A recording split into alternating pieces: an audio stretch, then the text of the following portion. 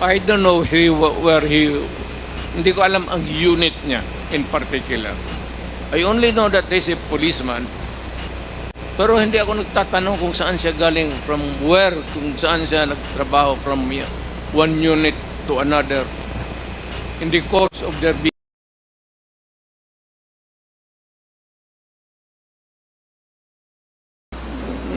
Torpedo, sir. Hearing is resumed. Gaya po ng Mr. Chair, nasabi ko Mr. kanina. Chair. Mr. President, sandali po. Sandali Mr. lang Chair, po. ako po muna. Congressman Abante, sandali lang po. I can sense that... Let the chairman have the floor first. go ahead, go ahead. Ano, nakalimutan ko tuloy. I was about to say, Your Honors, na malalim na nga yung gabi at I think Yes. pagod na rin ang ating resource person. Palalimin pa natin, sir, para mas malalim ang baon ko itong... Siguro, Sir, manifest muna ako maikli before I tapos proceed. na nga pagtatanong ni Congressman Manuel, itutuloy natin itong ating hearing sa susunod na scheduled hearing natin, which is on November 21st. So, Malayo masyado yun, sir. Bukas siguro. Mr. Chair. I cannot wait. I really cannot wait. Ay, kumakatin na yung paa ko pati. I cannot wait. Mr. President, gusto po namin kayo makapagpahinga. Ayoko rin, sir. Total, sabay naman tayo. Kung babagsak ka dyan, babagsak rin ako.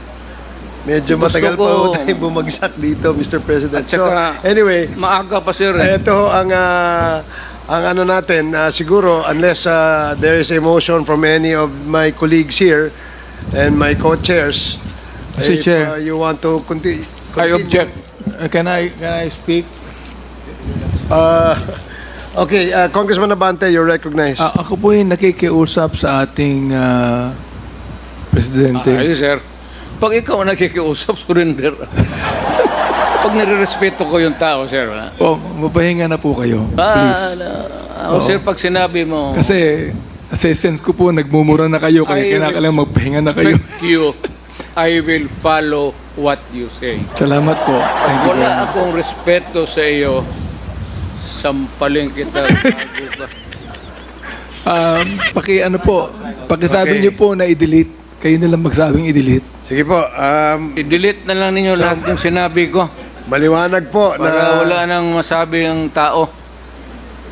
Lahat na total, baka sabihin ninyo palusot lang.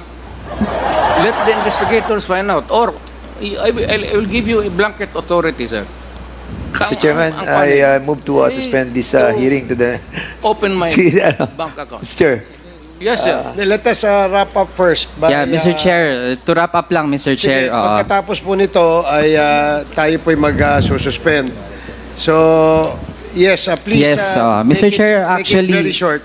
Yes, actually, Mr. Chair, marami pa akong mga tanong. Tapos, nasabi nga rin naman po kanina, pwedeng hanggang 2 a.m., 5 a.m. tayo. Bakit ba yung kamay mo Actually, Mr. nagsasayaw? Chair, ako, kaya din naman natin yan, lalo na nung mga budget hearing, araw-araw ganun yung mode natin. Kaso lang, Mr. Chair, based sa sitwasyon po ng ating resource person, kahit na actually ay bibigyan ko rin naman siya ng panahon para makapagsalita. Gusto ko lang na ma-establish muna yung mga punto natin through our questions sa ibang mga resource person kasi po hindi lang naman po ang dating Pangulo ang ating resource person pero parang siya po yung kasi kamay mo. nagmamadali, Mr. Chair, at tingin po natin hindi na conducive to the point na tinithreaten po tayo, pananampal, pagmumura.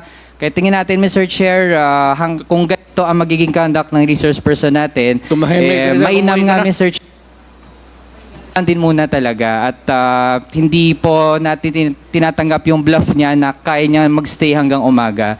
So I'm actually willing, Mr. Chair, if the committee would want, I can pause with my questions and I'll let the committee decide, Mr. Chair. Parang siya Sasayaw po yung kasi kamay mo. nagmamadali, Mr. Chair, at tingin po natin hindi na conducive to the point na tinithreaten po tayo, pananampal, pagmumura.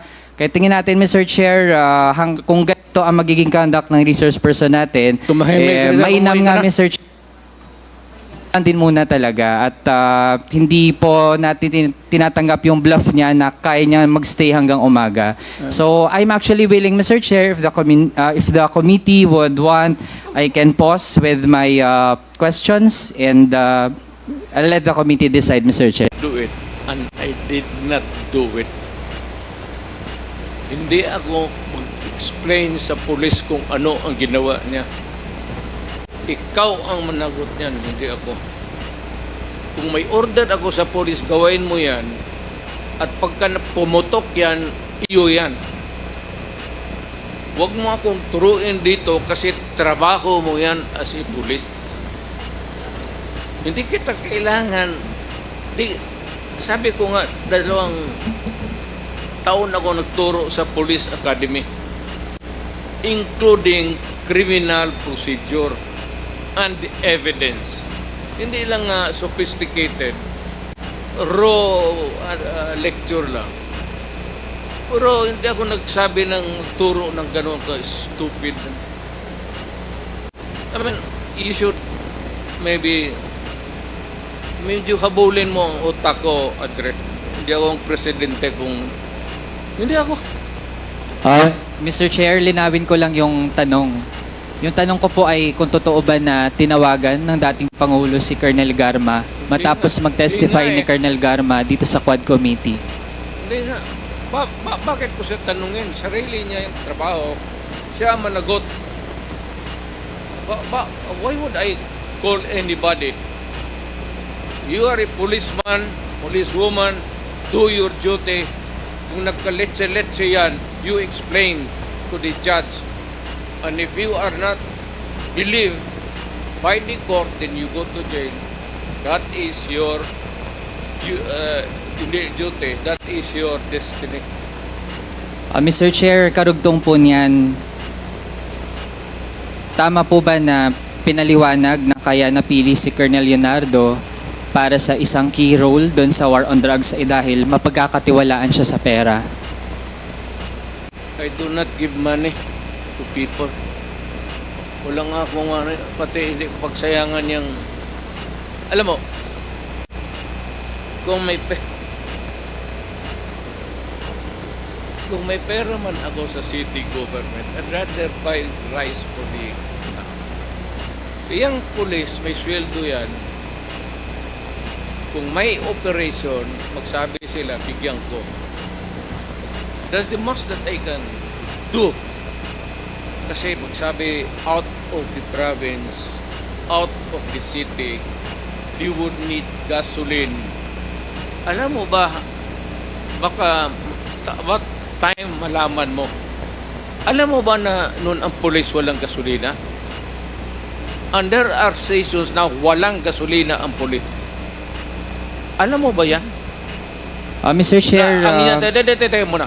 At yung mga Mr. Chair, I think nabanggit yung na po mga yan kanina sakyan. doon sa sagot sa mga 1 minute dati nating suspension. mga mambabato.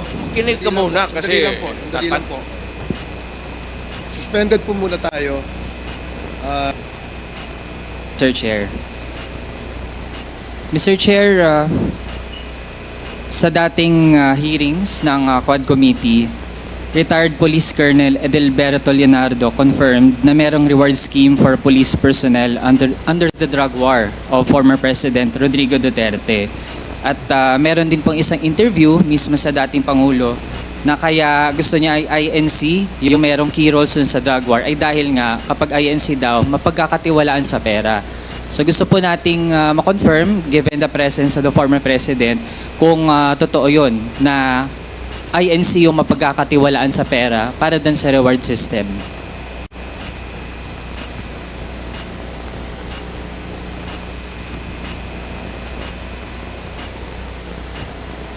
the reward system.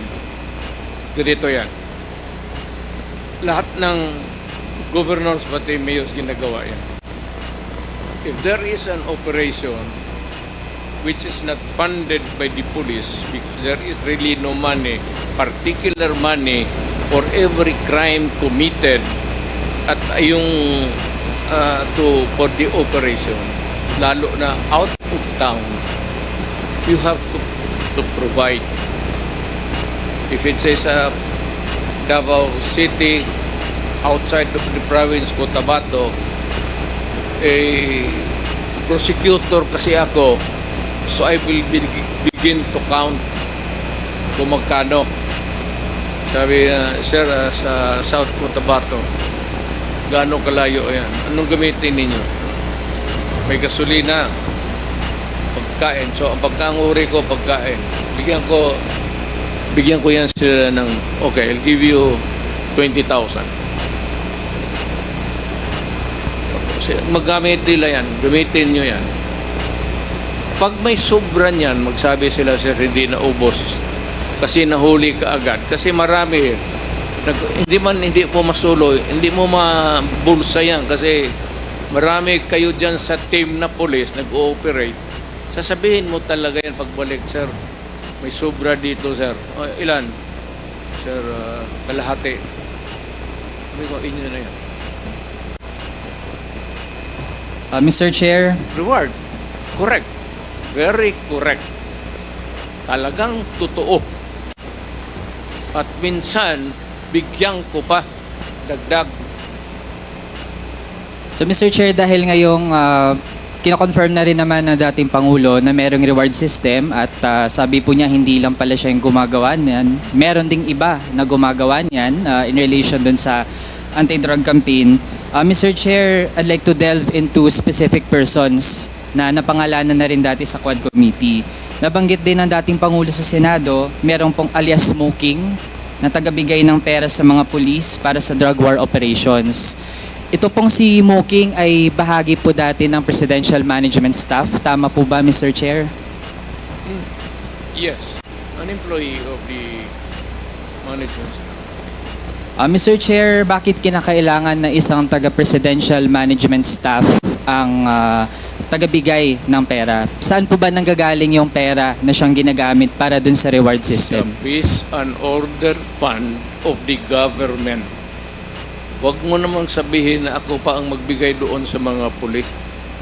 Do not expect me to go down from the office at sabihin ko mag-distribute ako. Mr. Chair, yung Peace and Order Fund, saan po yun specifically nakalagak? Galing po ba yun sa pondo ng Office of the President? Lahat ng opisina, sir, from the President down to the Governor, Mayors, may Peace and Order Fund. Discretionary yan. Ng Mayor, ng Governor, ng Presidente. Mr. Chair, yung Peace and Order Fund sa mga local government units natin, yun po ay kinukuha mula dun sa confidential fund. So kung sa Office of the President, lalo na't meron ding allocation for confidential and intelligence fund, dun din po ba kinukuha yung Peace and Order Fund para dun sa reward system? I will not answer your question. I do have to make an accounting of what I did as President. That's official and personal to me. Mr. Chair, bahagi ito ng ating gustong siyasatin dito sa Quad Committee kasi kanina din naman po ang banggit lahat ng mga nagpapatupad ng ganitong operations. Yun yung source, Peace and Order Fund. Pero kailangan malinaw din saan talagang item, anong allocation po yun. So kung sa mga LGU, malinaw naman, confidential fund. Pero sa Office of the President, dahil po actually ay iilan lang naman yung mga line items doon at kung meron dyan na pinakaswak para dun sa Peace and Order, yun po ay confidential and intelligence fund. So gusto po nating ma-confirm lang, dahil po nalaman natin meron talagang reward system at merong pinanggagalingan yung pondo para dun sa reward system. Sir, sandali. Medyo papahingin mo lang ako ng 1 minute suspension. Kaya tinawag yan, sir, ng intelligence pati confidential. Kaya huwag kang magtanong kung anong confidential ginawa ko. Confidential nga eh. I am protecting the interest of the Republic when I dispense confidential fund to the military and the police. Do not make me account for something which I cannot do legally. That is not allowed by law. I am prohibited from doing it. Mr. Chair, I believe hindi tayo pwedeng sabihan dito sa committee na hindi tayo pwedeng magtanong lalo sa mga bagay na relevant dun sa ating investigations. And Mr. Chair, I was not even asking kung sino yung mga hanggang sa level ng mga regional police units, sino-sino mga nakatanggap. I was simply asking yung nature ng paggamit ng pondo na iyon. And Mr. Chair, there's nothing in the joint circular on confidential and intelligence funds that says that we cannot ask general questions, Mr. Chair. Kaya kung ayaw po tayong sagutin dun sa ganong mga bagay, then I think that's actually an indirect admission na dun talaga nanggagaling at ayaw lang pong specify ng ating resource person yung nitty-gritty. Pero yun na po yung nagtutugma yung Peace and Order Fund na pwede talagang kunin doon sa Confidential and Intelligence Fund na actually ay lumobo ng sobrang taas sa ilalim po ng term ng past administration. So actually po, we gave our resource person a chance to answer pero nagdi-deviate po mula doon sa paano talaga sana sagutin ng diretso kasi simple lang naman po yung tanong kung doon ba kinukuha. Okay, let me answer you. Chance to answer. You are asking as if you are from the COA. Hindi ka naman COA. Hindi kita sagutin ng tama kasi wala rin akong alam. COA, kailangan mo ng report. So you have to bring the papers. You're asking questions that are pertaining to COA. Ano? Hindi naman ako COA. Mayor ako tapos presidente. Kuman. Sige, Mr. Chair, I won't belabor the point pero tingin ko ang mga kababayan natin yung makakausga. Malinaw naman po na wala po sa aming dalawa yung taga-COA pero mismo po nasa memorandum circular din naman na dapat ay ipatupad ng COA na dapat ay kung mayroong mga ahensyang nabibigyan, nag-grant ng Confidential and Intelligence Fund, dapat po hindi nga yan in the first place nakatago mula sa mga kababayan kasi the fact na nakatago po yan, ito po yung nangyari. Nagamit po ang pondo na yan para dun sa mga extrajudicial killings na kumitil ang buhay ng mga kapwa nating kabataan, magiging yung tens of thousands ng mga pamilya na actually ay hanggang ngayon nagdurusa at walang hustisya. So, kasunod nating tanong, Mr. Chair, dun sa paano ba nabubuo yung mga drug lists ng itong tina-target ng war on drugs ng dating administrasyon. Sino po ba yung mga nagbuo ng drug list? At ito yung mga kasama dun sa tina-target ng war on drugs ng dating administrasyon.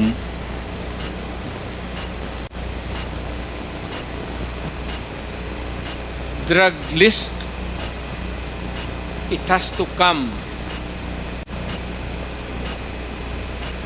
Hindi naman sa department store yan. It has to come from the police doing the undercover. Mr. Chair, yung mga napangalanan dati dito sa Quad Committee kagaya ni na Colonel Leonardo, bahagi ba sila nung mga nagbuo nitong drug list?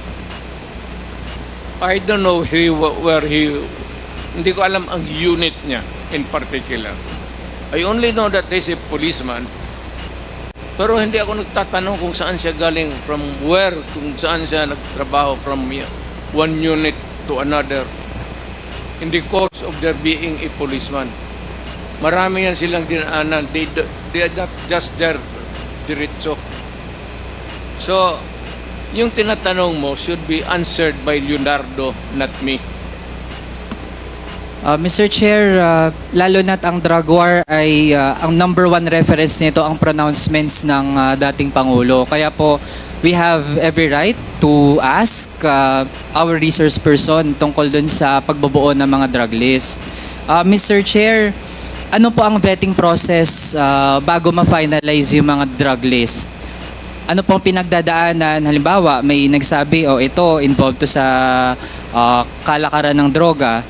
Paano po natitiyak na yung final na version ng listahan, yun talaga ay yung mga merong sapat na batayan para masama dun sa listahan?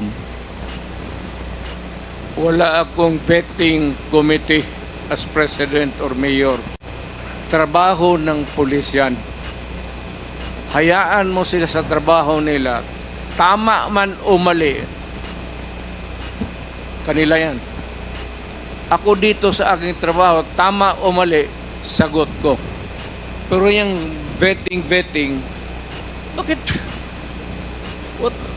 Ang mayor mag-vet pa? You want to say that I have to tatanong pa ako ulit to make a second investigation or a second guess? Do you expect me to do that? Mr. Chair, Wala ka bang mayor na kilala? Magtanong ka muna. Mr. Chair, exactly, precisely. Kaya po tayo nagtatanong kasi kung walang vetting process, paano po yun kapag meron palang nasama? Sinama lang halimbawa ng isang pulis dahil tingin niya mataas yung reward, kaya mainam na patayin nila yun kasi sasabihin lang ng dating Pangulo na siya bahala. Tapos pag napatay, makiklaim yung reward at okay lang kasi hindi talaga na-check kung yun ba talaga ay merong key role dun sa illegal drug trade. So with that, Mr. Chair, sabi din po kanina kasi yung mga high value targets, yun talaga ang dapat mangyari dun, patayin. So Mr. Chair, gusto nating malaman, lahat po ba ng mga high value targets dun sa drug list na hindi na vet, lahat po ba yun ay merong unlawful aggression na ginawa noong sila ay gustong tugisin ng pulis? Again.